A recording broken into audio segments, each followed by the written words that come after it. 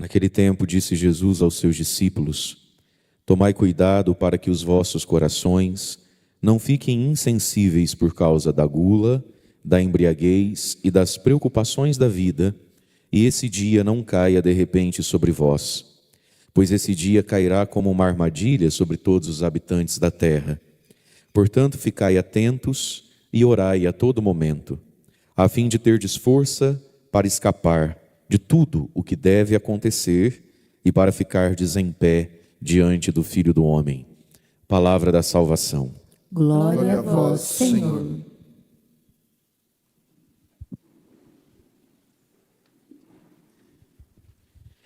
Irmãos e irmãs, essa é a última missa, a última celebração do tempo comum, que fecha o ano da liturgia. Com a missa de hoje à noite, amanhã, primeiro domingo do Advento, nós iniciamos o ano novo da liturgia. Para nós, o ano, na fé, na liturgia, sempre começa com o primeiro domingo do Advento. Portanto, no ano da fé, da liturgia, esse sábado é como se fosse, no ano civil, o 31 de dezembro. Mas para dizer que a igreja com a liturgia fecha para nós um ano de fé, um ano de perspectiva, de um raciocínio da fé, de um raciocínio da teologia, que vai nos preparar então para o início do Advento, onde nós celebramos a expectativa da vinda do Senhor, fazendo memória no Natal da sua primeira vinda histórica, nos preparando para a sua vinda gloriosa no fim dos tempos. E aí dentro disso tudo, entre uma vinda e outra, nós temos a nossa vinda no aqui e agora, onde o Senhor vem todos os dias também até nós, através da Eucaristia, do Evangelho e dos fatos todos da vida. Nos fatos todos da vida e na somatória deles, é que nós vamos ver se um dia nós vamos nos apresentar diante do Filho do Homem, em pé ou caídos. Portanto, o Evangelho de hoje, o último Evangelho do ano da fé, está aqui para nos dizer como é que a gente vive. Toda essa semana a igreja proclamou o capítulo 21 de São Lucas, dividindo ele em partezinhas, que é o evangelho dos discursos de Jesus e das profecias de Jesus sobre o fim dos tempos, sobre os sinais da sua vinda. E também um evangelho recheado de anúncios catastróficos, a respeito dos sinais de que esse mundo está se encaminhando como história, tanto a humanidade como a própria natureza, para o fim e para a renovação de todas as coisas.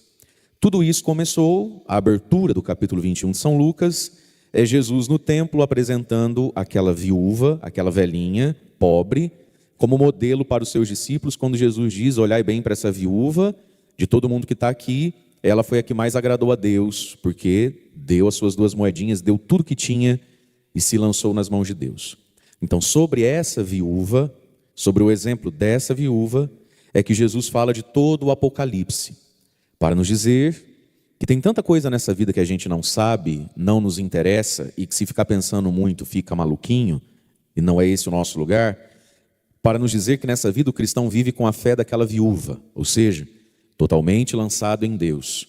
E aí o capítulo 21 fecha nos relembrando, então, como é que se vive aqui, a partir da fé daquela viúva. Então vem o que o Senhor diz: tomai cuidado para que os vossos corações nessa vinda, e entre tantas coisas, tomai cuidado para que os vossos corações não fiquem insensíveis. O grande perigo de cada um de nós é ter um coração insensível a Deus, insensível à vida, insensível a Deus que vem através da igreja, do evangelho, dos sacramentos, de Deus que vem através da vida, das coisas, e de Deus que vem através do próximo. Então Jesus diz: tomem cuidado, porque se não tomar cuidado acontece isso. Cuidado para que os vossos corações não fiquem insensíveis, cascudos, indiferentes, impermeáveis, nada penetra, por causa da gula, da embriaguez e das preocupações todas da vida. Gula e embriaguez, para falar aqui de todos os tipos de prazer e de todo o olhar da vida voltado para a própria sensibilidade, Para a própria sensibilidade. Gula e embriaguez são os pecados grossos.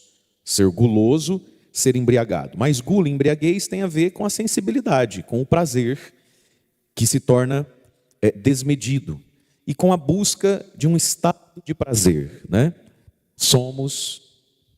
Nós somos pessoas sensuais, no sentido de sensorial, a nossa sensualidade. A gente usa a palavra sensualidade, sobretudo para se referir ao sexo, né? À atração homem-mulher. Mas ser uma pessoa sensual não é só isso. Fundamentalmente, a palavra serve mais para isso mesmo. Mas sensual vem da nossa capacidade sensitiva. Então, o nosso coração fica pesado por tudo aquilo que é sensual. O sexo, a gula, a embriaguez. Mas pode ser pelo conforto, pelo ai, tá calor, conhece? Ai, tá calor, não vou. Nossa, que calor que tá aqui. Isso é sensualidade, tá calor para todo mundo, imagina para mim. Né, questão de roupa. Mas se a pessoa ela é muito sensual, muito no sensitivo dela, ela também pode ficar pesada. Quantas vezes eu posso ficar insensível a Deus, que me espera o que me vem, no próximo, no irmão, mas eu estou com sono, eu estou com dor de cabeça, eu estou cansado, minha coluna está me matando, então eu não, fala lá que eu não posso, diz lá que eu não vou. Isso também é fruto de uma sensualidade, de um sensitivo em mim, de um sensível em mim, muito exacerbado. E aí Jesus diz, cuidado, porque isso deixa o coração insensível. E aí que está. De tão sensível, fica insensível. De tão sensível ao, eu estou com sono, eu estou com calor, eu estou com dor. De tão sensível ao prazer do comer, do beber ou do sexo, ao prazer do luxo, do dinheiro, de tão sensível a isso, fica insensível para Deus. Fica insensível para o próximo. Todo egoísta é extremamente sensível. Já reparou? Pessoas frias, geladas, pessoas que nunca jogam o jogo junto com a gente, pessoas que nunca vestem a camisa, pessoas que nunca têm noção de espaço e tempo. Adolescente é assim, né? Eles não têm noção de espaço e tempo. Então acabou de chegar a notícia. Vovó está com câncer maligno, o médico deu 3 meses de vida para ela. No mesmo dia em que chegou a notícia, o pai perdeu o emprego. No mesmo dia em que chegou a notícia que a gente vai ter que mudar dessa casa porque o cara pediu a casa. Nesse mesmo dia ele consegue chegar e pedir um iPhone. Não é assim? E se ninguém der atenção, também ninguém me ama nessa casa. Essa falta de espaço e tempo, que é fruto do egoísmo, o cara só pensa nele. Você não está vendo que agora não é hora? Você não está vendo que agora é hora de ficar quieto? Não, não está vendo. Essa pessoa fria, indiferente, é porque ela é super sensível com ela. Então, de tão sensível a tanta coisa que me é sensível, eu fico insensível. E aí Jesus também fala das preocupações da vida. Dinheiro, trabalho, quando é que casa, quando é que não casa, né? As preocupações da vida. E quando não, as preocupações, as ansiedades com as demandas da vida, é isso que Jesus está falando, né? E quando não, as ansiedades, as demandas com a vida do outro, né, gente? Que coisa mais triste. Eu vou falar porque não vai sair daqui, né? Estamos entre nós, estamos em poucos. Mas, meu Deus do céu, é de escandalizar, né? Às vezes a gente conhece uma ou outra viúva que está em paz, que perdeu às vezes o marido meio que recentemente, por agora, né? Qual que está sendo a maior dificuldade dela? Criar os filhos dela? Não, é normal, as crianças choram, o pai morreu, a gente consola aqui, consola lá. Qual que está sendo a maior dificuldade dela? Conviver com a sogra, com o sogro, com a mãe, com a família que era difícil? Não, isso aí a gente perdoa, a gente tolera. Qual que está sendo a maior dificuldade? Às vezes, aguentar os outros querendo arrumar marido, mas o defunto nem esfriou. Mas a pessoa tem a capacidade de ir lá fazer uma visita. Você acha que é só para um chá e uma bolacha? Não. É porque você tem que casar, porque você é nova, porque essas crianças vão crescer, porque você vai ficar velho. Quem que vai cuidar de você? As preocupações da vida, as ansiedades com as coisas, assim E Jesus está falando, essa vida traz, né, tantas preocupações. E são nessas preocupações, nessas idolatrias do você não vai casar, mas tem que casar. Você ainda não decidiu que faculdade você vai fazer, mas tem que fazer. Sabe, as preocupações da vida, que vão nos deixando hipersensíveis para elas e nós mesmos, a gente fica de novo, então, insensível para Deus. E aí Jesus diz, e esse dia, o dia da vinda do Senhor, né? Ele acaba caindo como que um de repente, como que um improviso, ninguém está pronto para ele. Porque gastou essa coisa preciosa da vida, que é o tempo, de modo insensível a Deus, ao plano de Deus, à vontade de Deus. Por quê? Porque sensível demais. Fala para quem está do lado, é muito feio ser sensível demais. Fala, aproveita e cutuca, que tem gente que veio de longe, não está conseguindo ficar acordado. Aproveita e cutuca. Fala, é muito feio ser sensível demais. Fala para quem está do outro lado. Só a música do Christian Ralph, não é isso? Sensível demais é que para escutar no churrasco. Mais que isso também não serve. Né? E aí, meus irmãos, a gente perde a coisa preciosa da vida, que é o tempo. Deus, na sua bondade, nos deu um instrumento muito precioso para a gente conhecê-lo e nos aproximarmos dele, que é o tempo, né? O tempo que passa, o tempo que voa. Já é Natal de novo, né? E eu estou fazendo mais um ano de vida, 37 anos.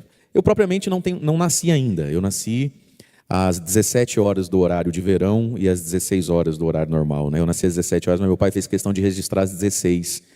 1985 foi o primeiro ano de horário verão. Ele falou assim, vai que um dia isso acaba e aí fica com o horário errado. Então está lá 16 horas, né? Mas foi às 17 do horário de verão. E eu propriamente não tinha nascido, não. Minha mãe já estava lá desde as 11 da noite, meia-noite, tentando fazer eu nascer, e eu não nascia. Fiquei entalado, né, gente?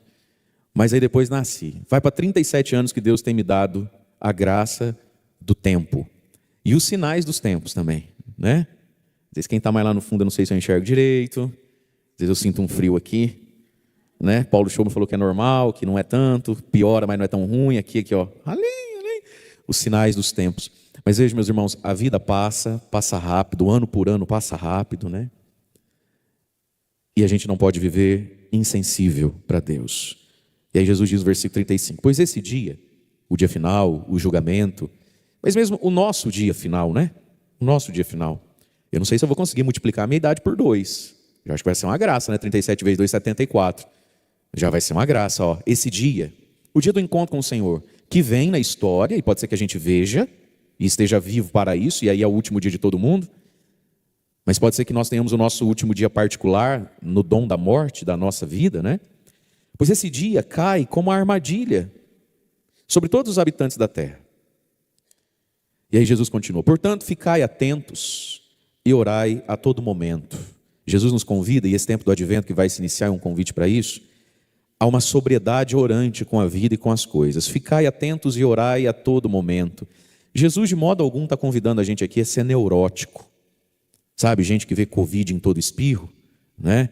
E que vê tragédia em toda esquina. Não é viver neurótico, amedrontado. Tem pessoas que são muito soturnas, né? E vão ficando às vezes até entristecidas, uma religiosidade às vezes sem alegria nenhuma. Não é disso que Jesus está falando. O evangelho ele não é pesado e o cristão não deveria ser uma pessoa pesada. Fala para o gordinho do seu lado, é pesado na alma, no corpo até que passa, né? Senão você vai achar que Jesus não é para você por causa desse pneu. Não é isso. É pesado na alma. Tem pessoas que são muito pesadas, muito pessimistas, muito escrupulosas com tudo, né? É um tom pesado para a vida. Mas Jesus diz para nós, sem o laxismo da vida que também não salva, né? Jesus diz, ficai atentos e orai a todo momento. É uma sobriedade orante, é uma oração sóbria, esse a todo momento. Para que vivermos atentos e para que orarmos? Aí Jesus diz, a fim de vocês terem força para escapar de tudo que deve acontecer e para ficardes em pé diante do Filho do Homem. Esses dois verbos são importantes para nós porque acontecem na nossa vida. Escapar e ficar em pé. Primeira coisa, para escaparmos do que deve acontecer, ou seja, tem muita coisa que já nos aconteceu, nos acontece e vai nos acontecer, das quais a gente precisa escapar. Ou seja, são coisas que a gente não quer, mas que nos prendem, a gente não quer, mas que nos puxam. Escapar significa o quê? Eu não quero estar aqui agora, mas tem uma força que me quer aqui agora, então eu preciso escapar. Então Jesus está dizendo, uma vida sóbria e orante para conseguir escapar daquilo que nos pega assim, ó. E se a gente não fizer muita força, não solta e nos leva. Para conseguir escapar, às vezes, então, voltando lá do início, da gula, da embriaguez e das preocupações que a gente jura que não queria, mas quando vê, está preocupado de novo. Da tristeza, da depressão, do desânimo, que a gente não queria, mas quando vê, grudou e está me puxando lá de novo. Né? Dos prazeres ilícitos, das imoralidades que a gente diz que não queria, mas se a gente não escapa, está lá me puxando de novo. E a força para escapar dessa coisa que gruda, pega, puxa, tem acesso a nós, né? É a oração e a sobriedade. Para escapar, e a segunda coisa, ficar em pé. Terminar essa vida em pé, digno diante de Deus. Mas para terminar a vida, a gente precisa terminar o dia, né? Terminar o dia em pé, digno diante de Jesus, né? Estar em pé diante de Cristo, não derrotado, não caído, mesmo em meio a tantas lutas que a vida nos traz, em meio a tantas provações que nós temos, terminarmos em pé diante do Filho de Deus. E aí, desde a segunda-feira da outra semana, a primeira leitura sempre é do livro do Apocalipse, que é o livro do fim do mundo, né? E que é o livro do que tem para cima das nuvens, que é o livro das coisas que irão de vir, nesse tanto de símbolos e imagens que o livro do Apocalipse usa. A liturgia da igreja termina hoje, então, dizendo assim do Apocalipse: eis que eu venho em breve, feliz aquele que observa as palavras deste livro. O Senhor vem em breve. Então, a partir de amanhã, domingo, primeiro domingo do Advento, a igreja nos convida a mudar o ritmo do nosso pensamento, o ritmo da liturgia, para aquele que há de vir nesse Advento, lá no fim dele, no Natal, que vem em breve, para que esse Advento que vamos iniciar amanhã, e que a gente é convidado a vivê-lo bem através das novenas, das missas do Advento, né? De uma boa confissão. Esse Advento, a igreja vai nos oferecer mais uma vez, para que nós possamos escapar das coisas que ainda nos prendem e terminarmos em pé diante daquele que vem em breve. Louvado seja nosso Senhor Jesus Cristo, para sempre seja louvado.